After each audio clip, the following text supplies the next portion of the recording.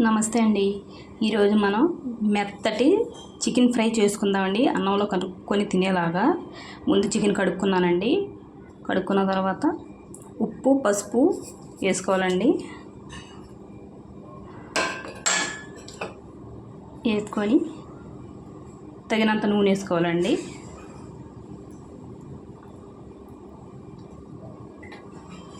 వేసుకొని బాగా కలిపి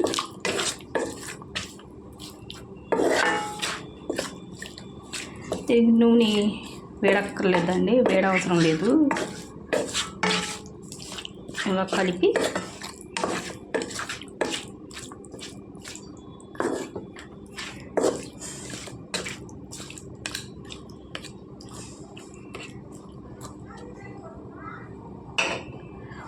మూత పెట్టి వండుకోవాలండి, ఉడకనివ్వాలి. చూద్దామండి. ఇప్పుడు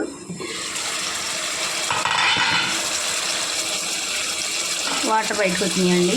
మాంసంలో ఇలా ఉడుకున్నప్పుడు మనం పచ్చిమిరపకాయలు వేసుకోవాలండి. వేసుకుందాం పచ్చిమిరపకాయలు.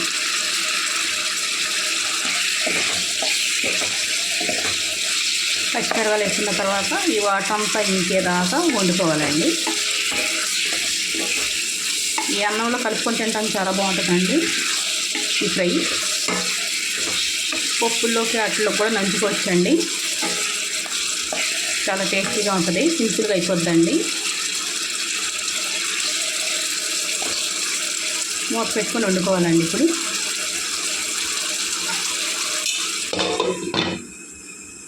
చూద్దామండి. ఇంకొద్ది వాటర్ ఉందండి. ఈ వాటర్ అంతా ఎగిరిపోవాలండి. వాటర్ అంతా ఎగిరిన తర్వాత చూద్దామండి. చూడండి, ఇలా వేసుకోవాలండి. ఇలా వేగిన తర్వాత మసాలా వేసుకోవాలండి. నేను వేసే మసాలాలో అన్ని గరం మసాలాలు అన్నీ వేసేస్తానండి. లవంగాలు చెక్క అన్నీ వేసేసి మిక్స్ చేసి పట్టుకొని ఉంచుకుంటానండి. ఈ మసాలాలు గరం మసాలా అవన్నీ ఏమీ వేయలేదండి. ఇలాగే బాగుంటుందండి. మీరు వేసుకోవాలనుకుంటే గరం మసాలా అవన్నీ వేసుకోవచ్చండి మీరు. నేను ఎప్పుడు ఇలాగే చేస్తానండి.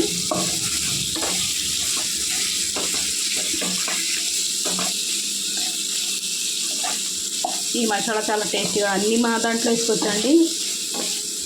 ఈ మసాలా చేపల పులుసు, చికెన్ ఫ్రై, చికెన్ కర్రీ కొద్దిగా వేస్తున్నానండి. సరిపోలేదు, తగ్గట్టు వేసుకోవాలండి, లేకపోతే బాగుండదు fry. Chicken curry chicken fry ఏదైనా సరే కొద్ది మసాలా కొద్దిగా ఎక్కువ పడుతుందండి. వేసుకుంటేనే రుచిగా ఉంటాయండి కర్రీ. చూడండి, ఇలాగ ఉండాలండి.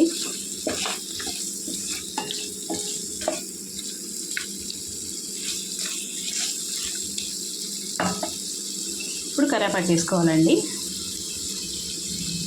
లాస్ట్లో వేసుకుంటే ఫ్లేవర్ బాగుంటుందండి కరివేపాకు.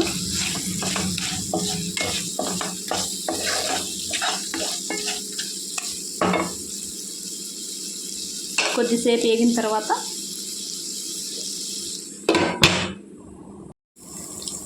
మెత్తటి ఫ్రై అండి ఇది.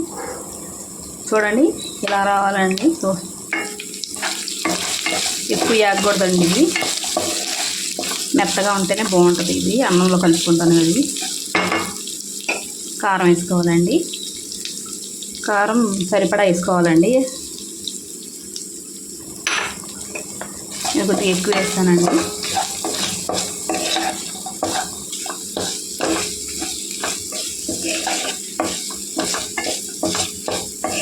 కలుపుకుంటూ వేపుకోవాలండి కొద్దిగా.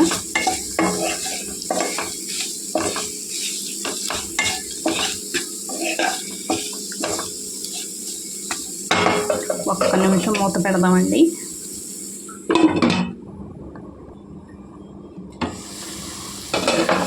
చూడండి, రెడీ అయిపోయిందండి. అంతేనండి, మెత్తటి ఇప్పుడు ఫ్రై, చికెన్ ఫ్రై మెత్తగా ఉంటుందండి.